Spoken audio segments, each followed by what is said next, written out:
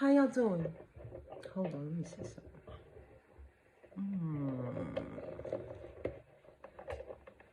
All right. Now, oh, here it is. Hold on. I don't know if I'm going to cut this off. All right. Okay. I do have something else I want to say. Okay. This is my series of videos. Okay. And I want to talk about the recent blow up. Katt Williams. I want to talk about Katt. Well, I don't want to talk about Katt Williams, but he blew up the internet with he did an interview with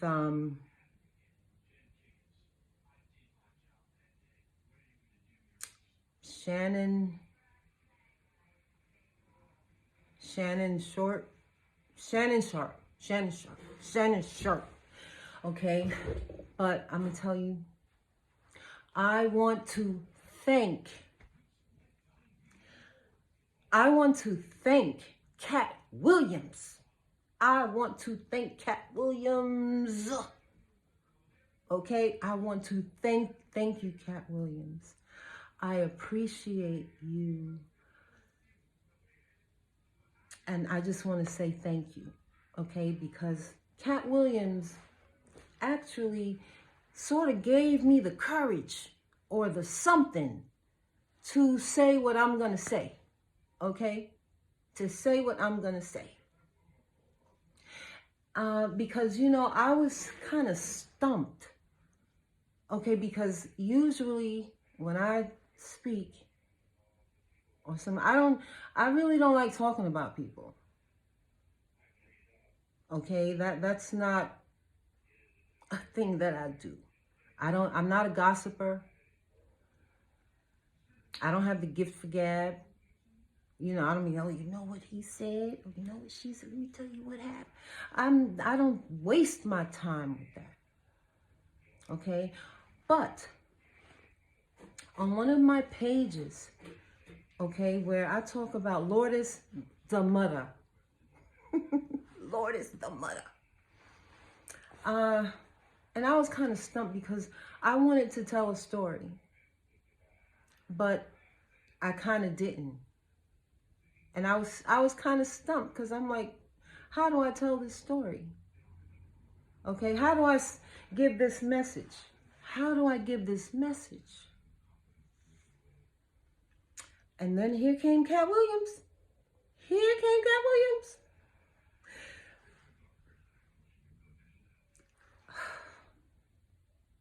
Now, I didn't watch his whole interview. Okay, but I got snippets of it. Okay, now Katt Williams, I have always admired him. He is a very intellectual, intelligent man. Okay, he ain't no dummy. He can talk to you about anything. Okay, he can talk. He understands. Okay, and when he came off on Steve Harvey, I'm like, no, I was shocked. No, I wasn't shocked. I was like, what? It was like an answer to a prayer. Hello, it was an answer to a prayer. Okay, I mean, I don't know everything he said, but I believe him. I believe him, okay? I believe you, Katt. Okay, I believe him. Okay, and then other people verified some things that he said. Okay, and you know how they say where there's smoke, there's fire. Now, I guess, I'm going to tell you something. Now, as you know, I have said uh, you know, I have raised my 6 children, single mother, 6 children, mother of color, low income, all that stuff, la, la, la. But don't let them titles fool you, because ain't nothing low income about me, okay? Understand that. But I remember, and you know, I used to love Steve Harvey. And then I stopped loving Steve Harvey. And he is one person that I never want to meet, okay? Unless, of course, he makes an apology, okay? But he is one person that I never want to meet. If I saw him walking down the street, I wouldn't even see him. It wouldn't be, oh, hi, Steve Harvey. None of that. I even stopped listening. I used to like to listen to the Steve Harvey morning show, like way back. And I'm like, I stopped. I stopped listening to it. Okay? And here's why. I'm going to tell you why. Okay? Because Steve Harvey, I guess it was him and his wife, Steve and Marjorie, some kind of non-profit that they had going on. I believe it was started in 2010, 2009, something like that, okay? Way back then. And it was supposed to be a non-profit to help boys or young men, okay? Now, the thing that got me, okay, that got me all of my feelings, okay, is the fact that he built it on the premise that a single mother could not raise her young son to become a productive man. That's what that's how he sold it. Okay, that's what he sold his nonprofit on. Okay, he threw single mothers under the bus. Okay, because he said that we could not raise our young boys to be productive men. That we couldn't do it, that we could not do it. And I'm like, wow. And meanwhile, I'm raising mine, okay? And mine is good. I have raised strong young men. They might have gotten into trouble here or there, but they're productive men. Okay? And so, you know, I couldn't believe that he was going off of that. You know, selling his, I felt that he was selfish, very selfish, really selfish,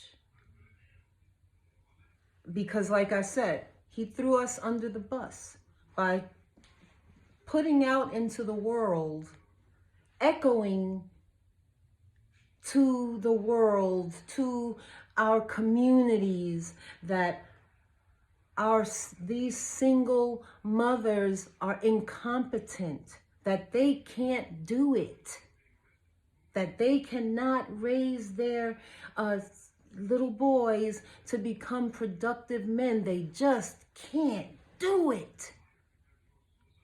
And so his nonprofit, and he, you know, he collected money, Okay, and you know, he went under the thing, you know, like they come to his camp or whatever, and he's going to give them everything they need to become successful men. Okay, and it's like, do you know how many successful men have been raised by their single mother? Do you know how many? Okay, and it wasn't just that. See, it was the children, the young men that were put at a disadvantage by him saying that, especially our black and brown young men. Okay, because then it made them feel like they were lacking something. Oh, their mother can't do it. Because Steve Harvey said it. Okay? Steve Harvey said that a single mother couldn't raise a young boy to become a productive man. Okay? So then you had these young men, young boys running around thinking that because they didn't have a father and they just had a single mother. Okay? Yeah, you hurt us. You hurt us, Mr. Steve Harvey. So I'm glad that Mr. Katt Williams finally he said what needed to be said.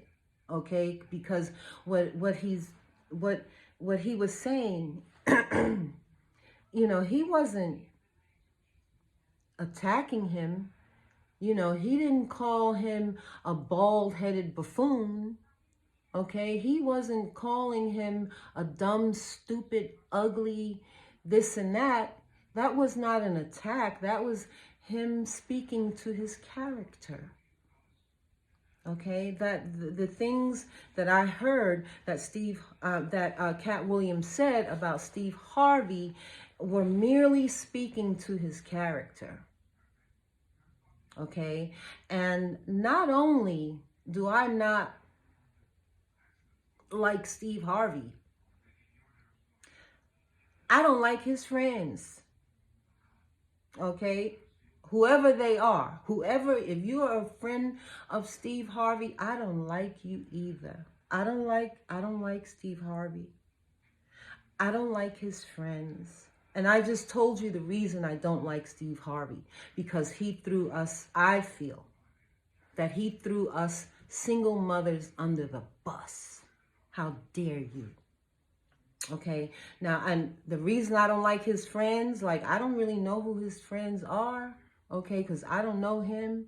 But to think that you got your boys, okay, you got your homies, your dogs, and all of that, okay, and you mean to tell me that while you talking all of that mess about a single mother can't raise her sons to be productive men, you mean to tell me that none of your friends, none of his friends, none of his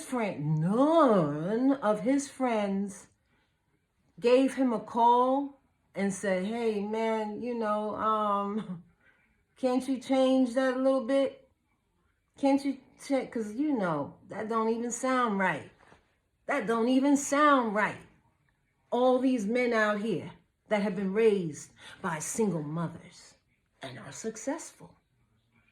A lot of celebrities were raised by a single mother. Okay, and then a lot that are not celebrities that are successful were raised by a single mother. So you mean to tell me none of his friends called him up or said, hey man, you need to sit down with that stupidity. You need to sit down with that dumb stuff. Talking about a single mother can't raise her son to be a successful man. Oh no, she can't do it. And your wife, what about your wife? She couldn't say it either. She didn't tell you. She went along with that. So yeah, I don't like his friends either, because not one of them said anything to him that helped him to see that the way he was presenting and coming off with his nonprofit that was supposed to be for young black men, okay, to help them become successful men. Not one of them said, "Hey, man, you know, we should do this. You know, maybe you should do this. Say it different. You know, do." Say, do it more on the premise of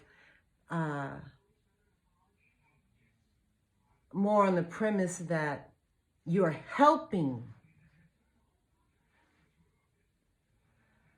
or you're being supportive of single mothers raising their sons to be successful men. That you're being supportive, because you know that they have a hard job, and sometimes maybe all they need is a little help, a little support. Huh? You couldn't do it that way? That wasn't good enough? What? You wasn't gonna get enough money saying it like that? And then, like I said, that reverberates and echoes and ripples and all of that, all over the place. So, thank you, Katt Williams. I appreciate you for helping me to say what I needed to say, okay? So that I wouldn't be stumped. Okay, because I don't like I don't like talking about people. But when you did, I was like, you know what? Yes. Okay, so what Steve did in the what do you call it, in the industry. Okay, but I just want y'all to make sure that wasn't all that he did. I'm talking about what he did on a what do you call it? He used his influence to throw mud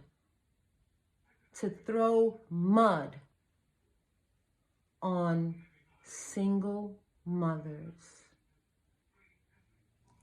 that are working hard to raise their sons to be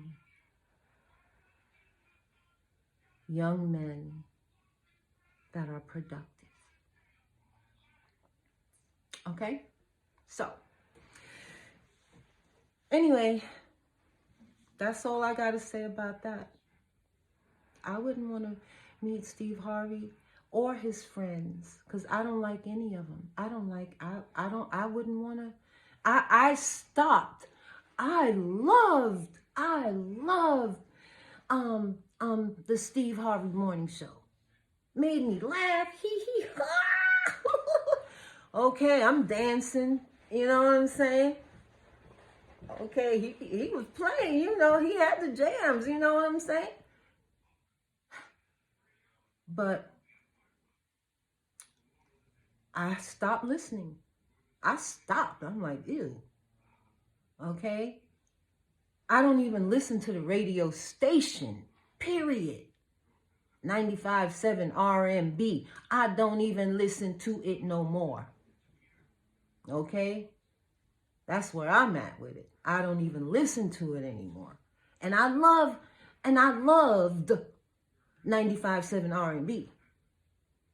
But I couldn't see or feel that I would support